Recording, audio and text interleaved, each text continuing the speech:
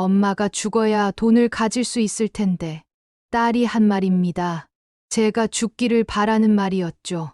안녕하세요. 저는 김영자입니다. 올해 72. 여러분께 들려드릴 이야기는 제가 직접 겪은 일입니다. 믿기 어려우실지도 모르겠지만 모든 게 사실입니다. 이 이야기는 한 늙은 여자가 가족의 배신 속에서도 끝까지 자신의 삶을 지켜낸 기록입니다. 때로는 절망스럽고 때로는 분노가 치밀어 오르지만 결국엔 희망을 발견하게 되는 그런 이야기죠. 제 이야기는 그날 밤 우연히 들은 대화에서 시작됩니다. 그 대화가 제 인생을 송두리째 바꿔놓았거든요. 서울 구로구 낡은 상가 건물 1층에 자리 잡은 작은 분식집. 그곳이 제가 30년을 넘게 지켜온 터전입니다. 새벽 4시면 어김없이 일어나 준비를 시작했습니다. 김밥용 단무지를 썰고 계란말이를 부치고 떡볶이, 국물을 끓이는 일상. 하루도 빠짐없이 반복된 일들이었죠. 아줌마, 오늘도 이렇게 일찍 오셨네요. 옆 가게 사장이 인사를 건넸습니다. 그래야지. 손님들이 기다리는데 실제로 오전 6시만 되면 출근길 직장인들이 줄을 서기 시작했어요. 제가 싸는 김밥은 동네에서 유명했거든요. 영자네 김밥은 정말 맛있어. 밥도 꼬들꼬들하고 단무지도 아삭아삭하고 그런 칭찬을 들을 때마다 뿌듯했습니다.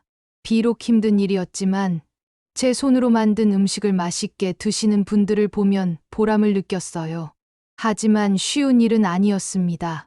특히 남편 없이 혼자 가게를 꾸려가기 시작한 10년 전부터는 더욱 그랬죠. 남편 박철수 씨는 심장마비로 갑자기 세상을 떠났습니다. 당시 저는 62, 이제 막 노년의 문턱에 접어든 나이였어요. 영자야, 이제 가게 정리하고 쉬어. 주변 사람들이 그렇게 말했지만 저는 포기할 수 없었습니다. 가게가 제 전부였거든요. 그래서 혼자서도 꿋꿋이 버텼습니다. 무거운 쌀 포대를 들고 큰 양푼이에 국물을 끓이고 밤늦게까지 다음 날 재료를 준비하며 엄마, 이제 그만하세요. 몸이 안 좋아지면 어떡해요? 딸 수진이가 가끔 그렇게 말했지만 저는 대답했죠. 아직 멀쩡한데 뭘. 일하는 게 더 건강해. 그때만 해도 딸이 저를 걱정해서 하는 말이라고 생각했습니다. 그렇게 10년을 더 버텼어요. 손님들도 저를 응원해 주었습니다. 아줌마, 정말 대단해요. 이 나이에 혼자서. 우리 어머니도 아줌마 같으셨으면 좋겠어요. 그런 말들이 저에겐 큰 힘이 되었습니다. 하지만 몸은 점점 힘들어졌어요. 아침에 일어나면 허리가 뻣뻣하고 오래 서 있으면 다리가 붓곤 했습니다. 그래도 포기하지 않았어요. 이 가게가 제가 평생 일궈온 것의 전부였거든요. 매출도 꾸준했습니다. 하루에 10만 원 정도는 벌었으니까요. 한 달이면 300만 원. 혼자 살기엔 충분한 돈이었습니다. 그리고 무엇보다 이 건물이 재개발 지역으로 지정되면서 큰 보상금을 받을 수 있게 되었어요. 영자 씨, 축하해요. 대박 났네. 동네 사람들이 부러워했습니다. 대략 3억 원 정도의 보상금이 나올 거라고 했거든요. 이제 정말 편하게 사실 수 있겠어요. 저도 그렇게 생각했습니다. 평생 고생한 보상을 받는 것 같았어요. 작은 아파트 한 채와 3억 원의 보상금. 이제 노후 걱정은 없겠다 싶었죠. 하지만 그때까지도 저는 몰랐습니다. 제일 가까운 사람이 저를 어떻게 생각하고 있는지를. 그날은 유독 잠이 오지 않았습니다. 어쩐지 가슴이 답답하고 머릿속이 복잡했어요. 시계를 보니 밤 11시 반. 물이라도 한 잔 마시자 싶어 침실에서 나왔습니다. 부엌으로 가는 길에 거실을 지나치는데 불빛이 새어 나오고 있었어요. 딸 수진과 사위 민호가 아직 안 자고 있는 모양이었죠. 그냥 지나치려다가 제 이름이 들려서 발걸음이 멈춰졌습니다. 어머니 문제를 이제 진짜 해결해야 해. 사위 민호의 목소리였어요. 그러게 미루다가 때 놓치면 안 되지. 딸 수진이의 대답이었습니다. 무슨 문제를 말하는 걸까요? 제가 아픈 것도 아니고 특별히 말썽을 부린 것도 없는데 호기심에 문틈으로 귀를 기울였습니다. 요양원은 어디로 정했어? 강남에 있는 곳으로. 시설도 좋고 무엇보다 멀어서 좋아. 제 심장이 쿵 내려앉았습니다. 요양원이라고요? 그런데 어머니가 쉽게 동의할까? 아직 멀쩡하신데. 그래서 준비를 하고 있는 거잖아. 치매 초기 증상이 있다고 소문부터 냈어. 소문. 동네 사람들한테 어머니가 요즘 같은 말 반복하시고 깜빡깜빡하신다고 말해뒀어. 제가 그런 적이 언제 있었나요? 저는 또래 중에서도 기억력이 좋은 편인데 그리고 병원에서도 진단받게 해야지. 진단. 진짜 치매가 아닌데도 가능해? 민호야, 세상이 그렇게 단순한 줄 알아? 의사들도 가족 말을 더 믿어. 특히 나이 많은 환자한테는. 딸이 차가운 목소리로 말했습니다. 제가 알던 수진이가 아니었어요. 보상금은 어떻게 처리할 거야? 성년후견인 신청하면 돼. 어머니가 판단 능력 없다고 법원에서 인정받으면 우리가 전부 관리할 수 있어. 3억이 우리 거가 되는 거네? 당연하지. 어머니 요양원비 빼고는 다 우리가 자유롭게 쓸 수 있어. 제 다리가 후들후들 떨렸습니다. 벽에 기대지 않으면 쓰러질 것 같았어요. 아이들 교육비도 해결되고 새 아파트도 살 수 있겠네. 맞아. 강남 아파트도 이제 꿈이 아니야. 평생 피땀 흘려 모은 제 재산을 그렇게 쉽게 이야기하다니. 마치 이미 자기들 것인 양말이에요. 그런데 문제가 하나 있어. 사위가 걱정스럽게 말했습니다. 뭔데? 어머니가 너무 오래 사시면 어떡하지? 요양원비만 해도 월 200은 드는데. 그러게 말이야. 딸이 한숨을 쉬었습니다. 그리고 이어진 말에 저는 온몸이 얼어붙었습니다. 엄마가 죽어야 돈을 가질 수 있을 텐데. 웃으면서 한 말이었어요. 하지만 그 웃음에는 진심이 담겨 있었습니다. 제가 빨리 죽기를 바라는 마음 말이에요. 그러게. 어머니가 너무 건강하셔서 탈이야. 사위도 함께 웃었습니다. 저는 그 자리에서 쓰러질 뻔했어요. 내가 낳고 키운 딸이, 내가 사위로 인정한 사람이 제 죽음을 바라고 있다니. 간신히 침실로 돌아왔지만 그날 밤 한잠도 잘 수 없었습니다. 머릿속이 새하얗고 가슴이 먹먹했어요. 새벽이 되어서야 겨우 잠들었는데 꿈에서도 그 대화가 맴돌았습니다. 그 다음 날부터 제 일상이 서서히 변화하기 시작했습니다. 처음엔 미묘한 변화였어요. 하지만 점점 노골적으로 변해갔죠. 가장 먼저 이웃들의 반응이 달라졌습니다. 영자 씨, 요즘 괜찮으세요? 건너편 미용실 사장이 걱정스러운 얼굴로 물었어요. 네, 괜찮은데요. 왜요? 어제 같은 얘기를 3번이나 하시더라고요. 언제요? 전 그런 적 없는데요. 아니에요. 분명히 하셨어요. 재개발 이야기 말이에요. 저는 어리둥절했습니다. 재개발 이야기를 반복해서 한 기억이 전혀 없었거든요. 그런데 며칠 뒤 또 다른 이웃이 비슷한 말을 했어요. 영자 씨, 혹시 요즘 스트레스 받는 일 있어요? 아니요. 별일 없는데요. 그런데 요즘 자꾸 같은 질문을 하시네요. 무슨 질문이요? 재개발 보상금 언제 나오냐고요. 어제도 물어보시더니 오늘도 또 이상했습니다. 저는 그런 질문을 한 기억이 없었어요. 마트에서도 비슷한 일이 생겼습니다. 어머니, 어제 계산하고 또 계산하려고 하셨잖아요. 젊은 계산원이 저를 보며 말했어요. 언제요? 저 어제 여기 안 왔는데요. 아니에요. 분명히 오셨어요. 같은 물건 2번 사려고 하셔서 제가 말렸는데요. 점점 확신이 서지 않았습니다. 정말 제가 깜빡한 걸까요? 아니면 이 사람들이 거짓말을 하는 걸까요? 그러던 어느 날 딸이 저에게 말했습니다. 엄마, 요즘 좀 이상하세요. 뭐가 이상하다는 거야? 계속 같은 말 반복하시고, 방금 한 얘기를 또 하시고, 내가 언제? 지금도 그러시잖아요. 아까도 재개발 얘기하셨는데 또 하시려고. 저는 재개발 얘기를 한 기억이 없었습니다. 하지만 딸은 확신에 찬 목소리로 말했어요. 엄마, 한번 병원에 가보세요. 왜? 나 아픈 데 없는데. 요즘 치매 환자가 많다던데. 초기에 발견하면 치료할 수 있대요. 치매라니. 그 말에 가슴이 철렁했습니다. 하지만 저는 확신했어요. 제가 치매일 리 없다고. 매일 가게를 운영하고 손님들과 대화하고 계산도 정확히 하는데 무슨 치매란 말인가요? 일주일 후 더 구체적인 변화들이 시작되었습니다. 먼저 은행에서 일어난 일이었어요. 통장에서 돈을 찾으려고 했는데 비밀번호가 틀렸다고 나오는 거예요. 어머니, 비밀번호를 다시 확인해 보세요. 은행 직원이 말했습니다. 분명히 맞는데요. 제가 30년 넘게 써온 비밀번호였는데 갑자기 틀렸다고 나오다니. 혹시 최근에 비밀번호를 바꾸셨나요? 아니요. 바꾼 적 없어요.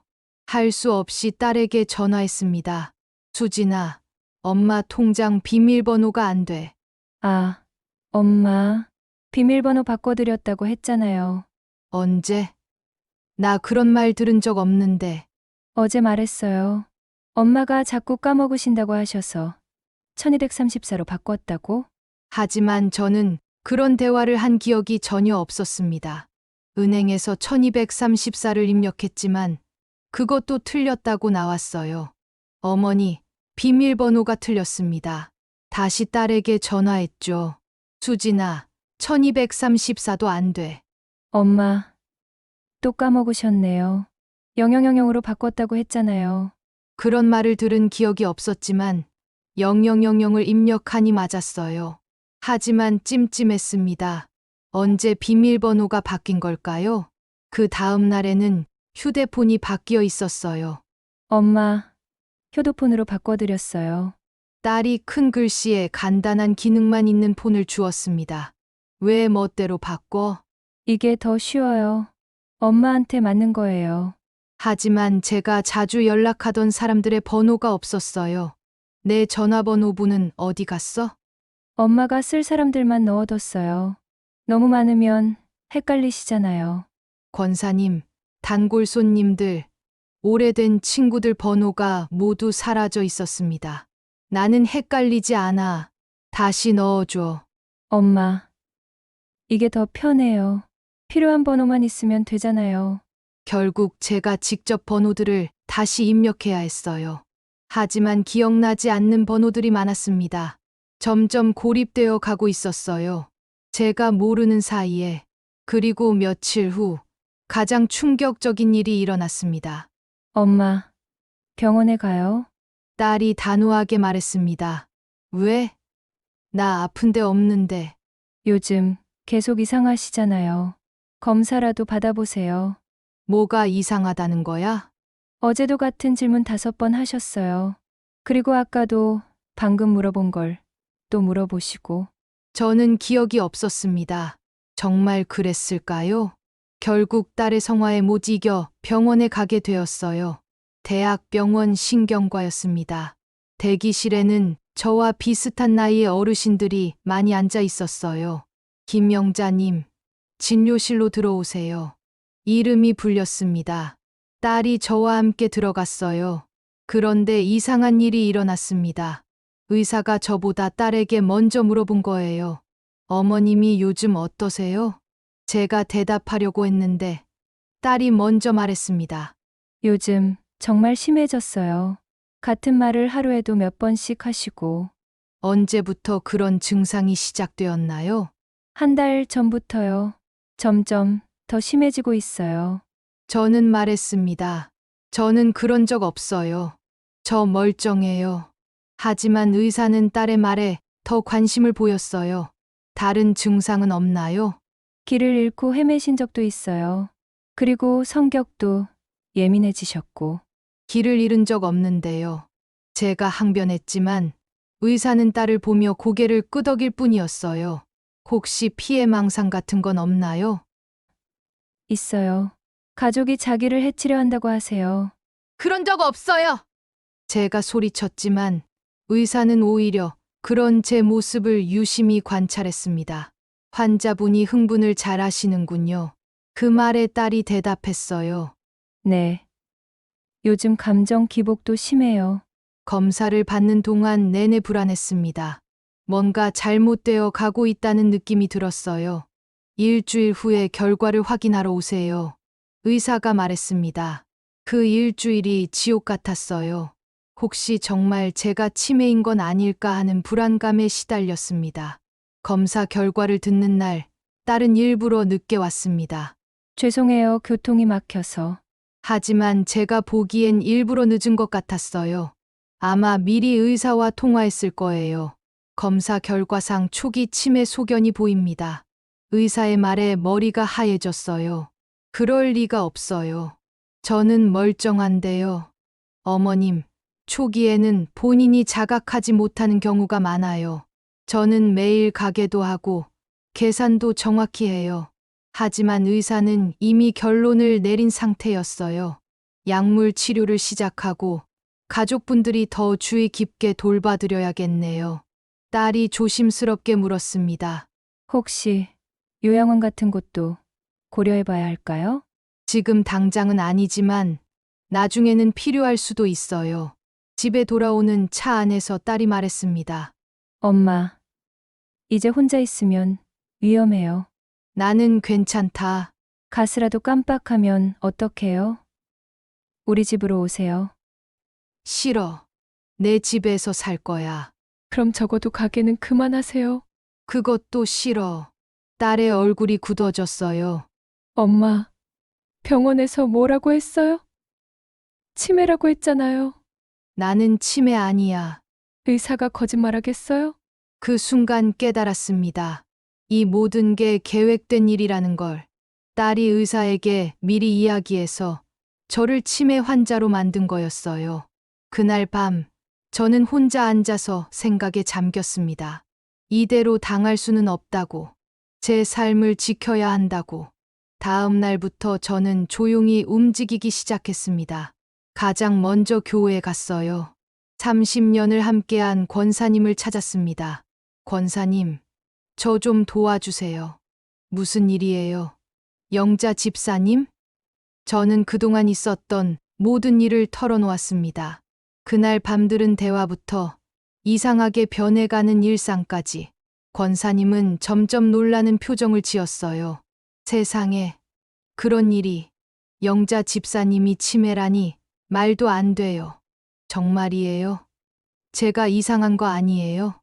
무슨 소리예요? 집사님은 저보다 기억력이 좋으시잖아요. 그 말에 안도했습니다. 지난주에도 성경 구절 제일 정확하게 외우셨는데 무슨 치매예요? 권사님이 무료 법률 상담소를 알려주었습니다. 거기 가서 상담받아 보세요. 이런 일에 경험 많은 변호사님이 계실 거예요. 이틀 후 권사님과 함께 상담소에 갔습니다. 젊은 여자 변호사가 제 이야기를 듣더니 심각한 표정을 지었어요. 어르신, 이건 명백한 재산 탈취 시도예요. 정말 막을 수 있나요? 물론이죠. 하지만 체계적으로 준비해야 해요. 변호사가 구체적인 방법들을 알려주었습니다. 첫째, 어르신이 정상적으로 생활하고 있다는 증거를 모으세요. 어떻게요?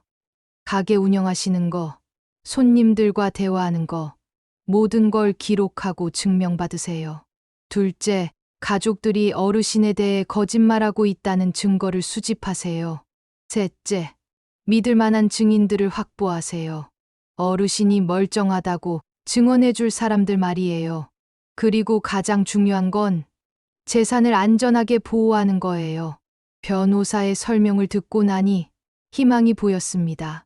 어르신, 절대 포기하지 마세요. 법은 진실을 알아줄 거예요. 저는 치밀하게 계획을 세웠습니다. 가장 먼저 재산부터 안전하게 보호해야 했어요. 딸이 모르는 다른 은행에 가서 새 계좌를 만들었습니다. 어르신, 혹시 가족분들이 이 계좌 존재를 아시면 안 되나요? 은행 직원이 제 상황을 눈치챘는지 조심스럽게 물었어요. 네, 비밀로 해주세요. 그럼 모든 우편물은 은행에서 보관하겠습니다. 고마운 배려였어요. 제 모든 돈을 새 계좌로 옮겼습니다. 가게 매출금부터 예금까지 전부. 비밀번호는 절대 누구에게도 알려주시면 안 돼요. 당연하죠. 이제 딸이 제 돈에 손댈 수 없게 되었어요. 그 다음엔 동네 복지관을 찾아갔습니다. 어르신, 어떻게 도와드릴까요? 젊은 사회복지사가 친절하게 맞아주었어요. 제가 지금 이런 상황인데요. 저는 솔직하게 모든 걸 이야기했습니다.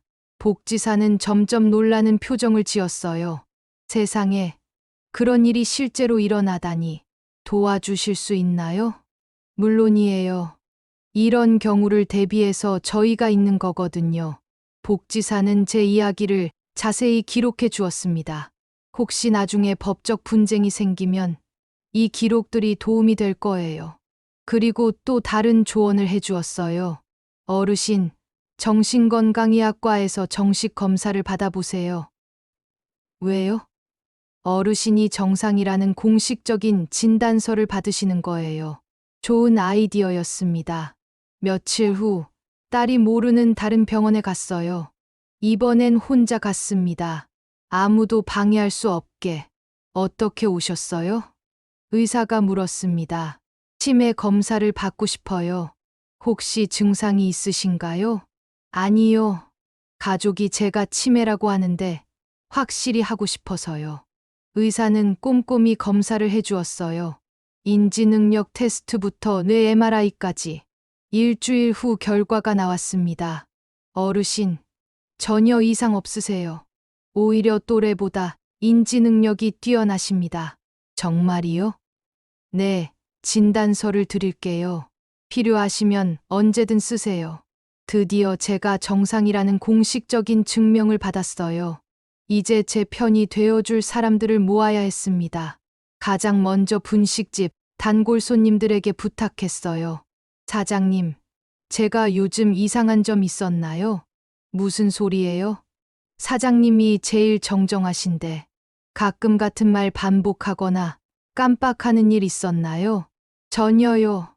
오히려 저희보다 기억력이 좋으시잖아요. 단골 손님 김 씨는 확신에 찬 목소리로 말했어요. 혹시 나중에 증언해 달라고 하면 해 주실 수 있나요?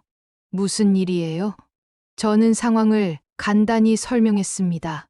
세상에, 그런 일이 당연히 도와드려야죠. 다른 손님들도 마찬가지였어요. 사장님, 저희가 증인이 돼 드릴게요. 사장님이 치매라니 말도 안 되는 소리예요. 하나둘씩 제 편이 늘어갔습니다. 교회 성도들도 기꺼이 도와주겠다고 했어요.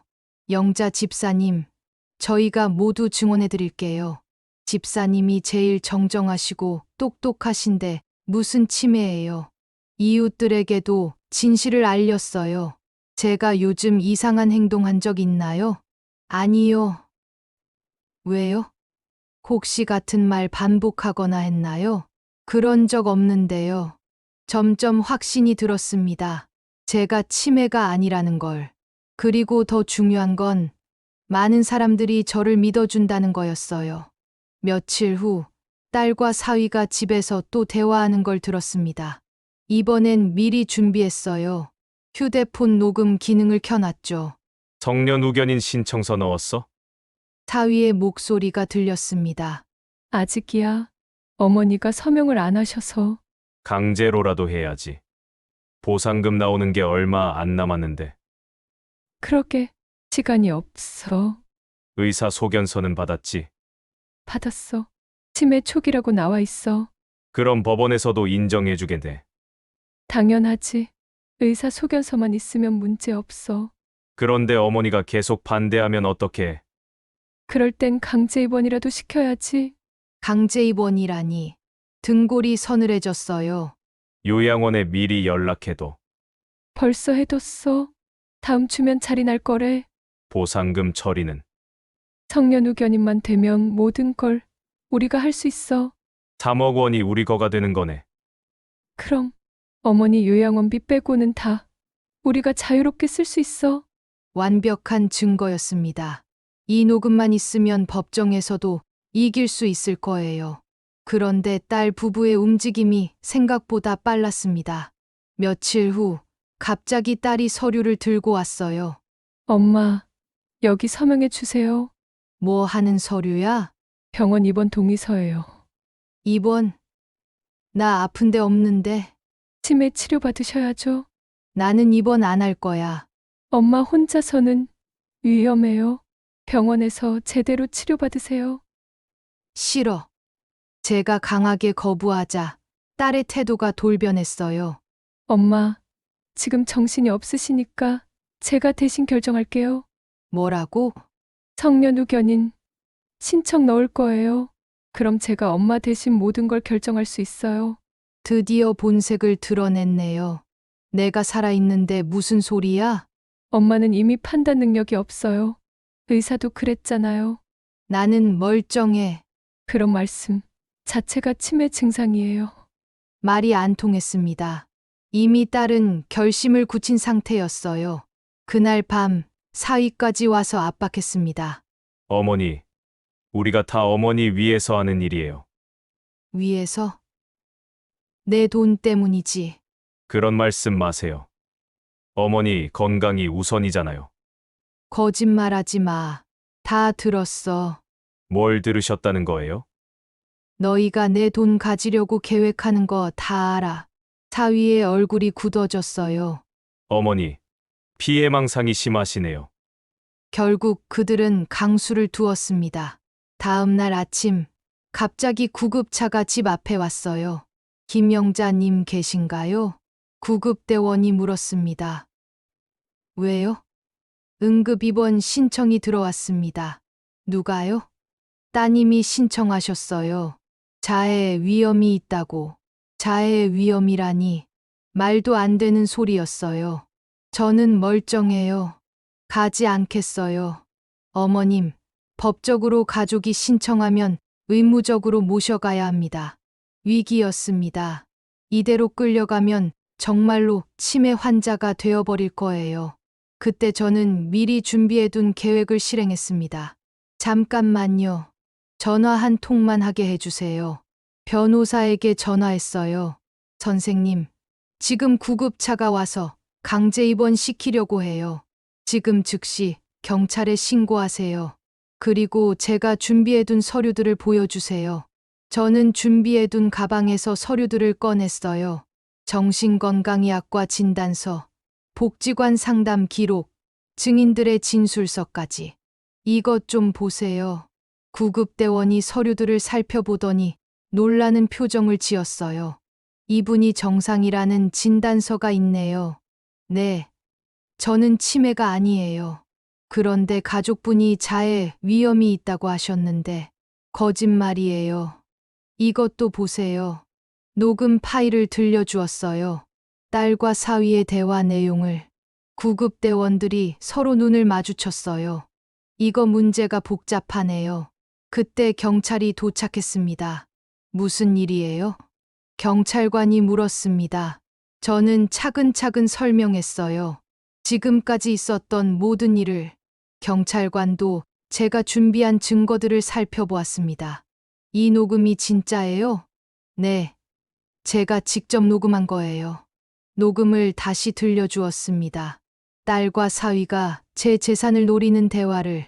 경찰관의 표정이 심각해졌어요. 이건 명백한 재산 탈취 시도네요. 그때 딸이 나타났습니다. 엄마, 왜 이러세요?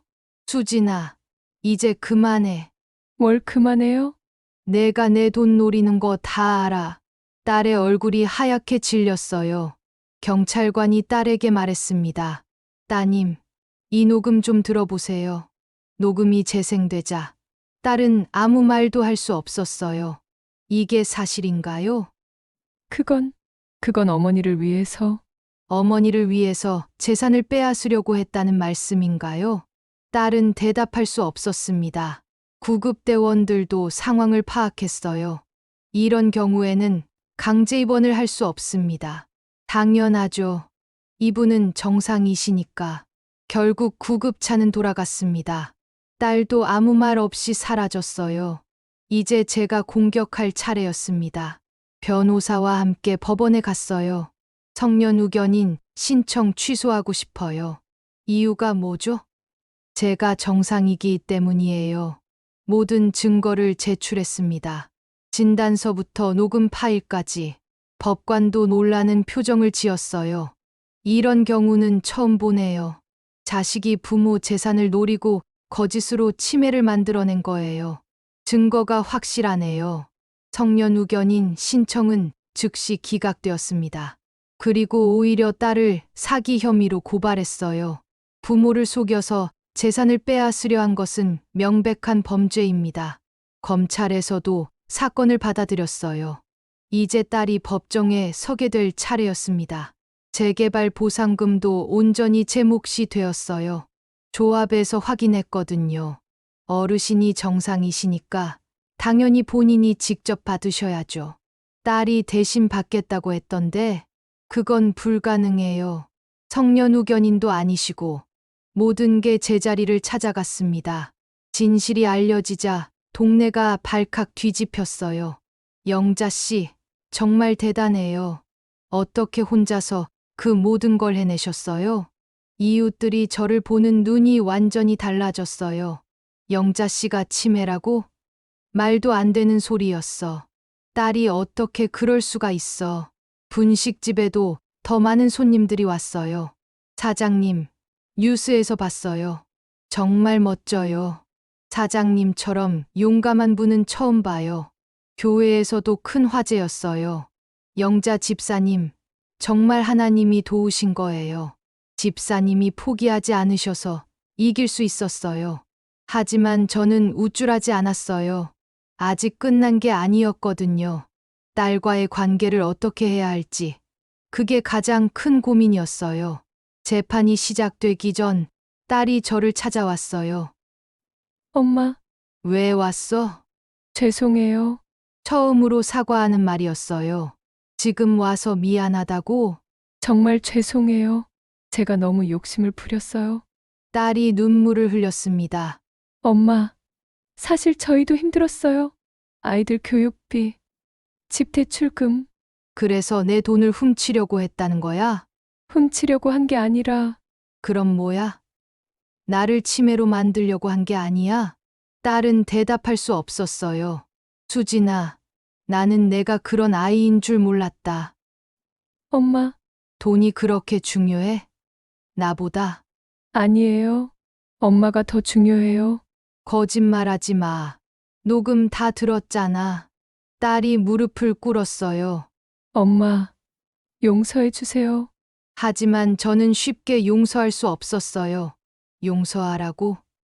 나를 죽이고 싶어 했으면서. 그런 게 아니었어요. 내가 죽어야 돈을 가질 수 있다고 한 게 너잖아. 딸은 아무 말도 할 수 없었어요.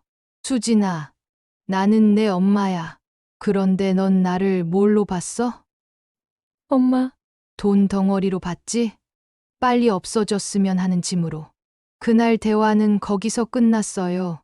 더 이상 할 말이 없었거든요. 재판은 제가 완승했어요. 모든 증거가 명확했거든요. 피고인은 허위 사실을 유포하여 피해자를 치매 환자로 만들려 하였고, 이를 통해 재산을 불법적으로 취득하려 하였습니다. 판사의 판결이었어요. 이는 명백한 사기 행위이며 가족 관계를 악용한 악질적 범죄입니다. 딸은 집행유예를 받았어요. 처음 범행이고 반성하고 있다는 이유에서였죠. 하지만 제게는 그것보다 더 중요한 게 있었어요. 제가 떳떳하게 승리했다는 사실이었어요. 법원을 나서는데 많은 사람들이 박수를 쳐주었어요. 할머니, 정말 대단해요. 할머니 덕분에 용기를 얻었어요. 언론에서도 관심을 보였어요. 노인 학대의 새로운 유형이다. 가족에 의한 재산 탈취 시도.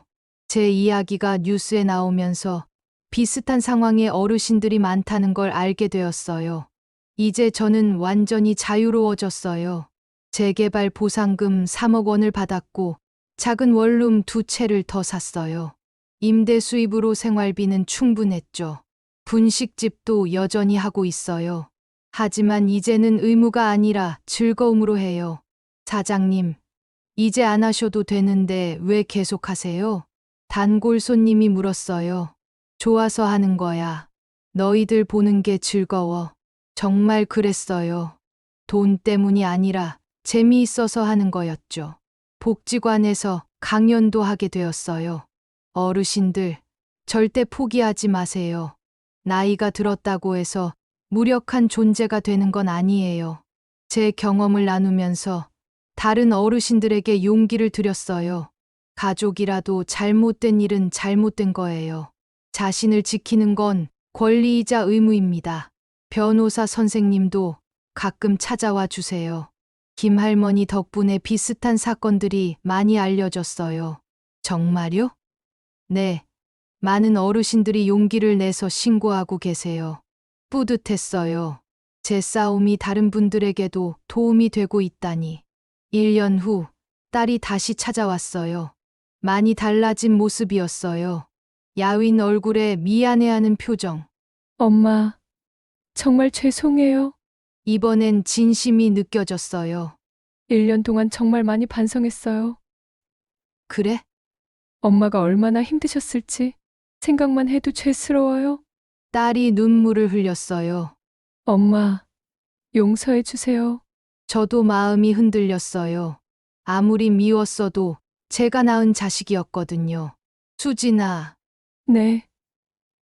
엄마, 다시는 이런 일 없을 거지? 절대 없을 거예요. 맹세해요. 그럼 천천히 관계를 회복해보자. 완전한 용서는 아니었어요. 하지만 시작은 할 수 있었죠. 고마워요. 엄마, 대신 조건이 있어. 뭐든지 들어드릴게요. 앞으로는 대등한 관계로 지내자. 나는 내가 보호해야 할 대상이 아니야. 알겠어요. 그리고 내 돈에 대해서는 절대 관여하지 마. 당연해요. 조금씩이지만 관계가 회복되어 가고 있어요. 손주들도 가끔 보러 와요. 이제 73이 되었지만 새로운 꿈이 생겼어요. 어르신들을 위한 상담센터를 만드는 거예요. 선생님, 제가 센터를 하나 만들고 싶어요. 변호사 선생님께 상의했어요. 어떤 센터요? 저처럼 가족에게 피해를 당하는 어르신들을 도와주는 곳이요. 좋은 생각이네요. 제 경험을 살려서 도움을 드리고 싶어요. 정말로 추진하고 있어요. 복지관과 연계해서 말이에요. 김할머니, 정말 대단하세요. 복지관 관장님도 응원해주세요. 이런 센터가 꼭 필요했어요. 작은 공간이지만 상담실도 마련했어요. 일주일에 2번씩 상담을 해드려요. 할머니, 저희 어머니도 비슷한 상황이에요. 걱정하지 마세요. 해결 방법이 있어요. 제 경험을 바탕으로 구체적인 도움을 드릴 수 있어요. 첫째, 증거부터 모으세요. 둘째, 믿을 만한 사람들에게 도움을 청하세요. 셋째, 절대 포기하지 마세요. 많은 어르신들이 용기를 내고 계세요. 제가 길을 열어드린 것 같아 뿌듯해요. 여러분, 긴 이야기를 끝까지 들어주셔서 감사합니다. 제 이야기는 여기서 끝이지만 이건 저만의 이야기가 아니에요. 지금 이 순간에도 저와 같은 일을 겪는 어르신들이 계실 거예요. 나이가 들었다고 해서 당해서는 안 됩니다. 우리에게도 존엄성이 있고 권리가 있어요. 그 누구도, 심지어 가족이라 할지라도 우리 삶을 함부로 할 수는 없습니다. 만약 여러분이 저와 같은 상황에 처해 있다면 절대 포기하지 마세요. 혼자가 아니라는 걸 기억하세요. 도움을 청하세요. 증거를 모으세요. 자신을 지키세요. 나이는 숫자일 뿐이다. 진짜 힘은 포기하지 않는 마음에서 나온다. 이 말을 꼭 기억해 주세요.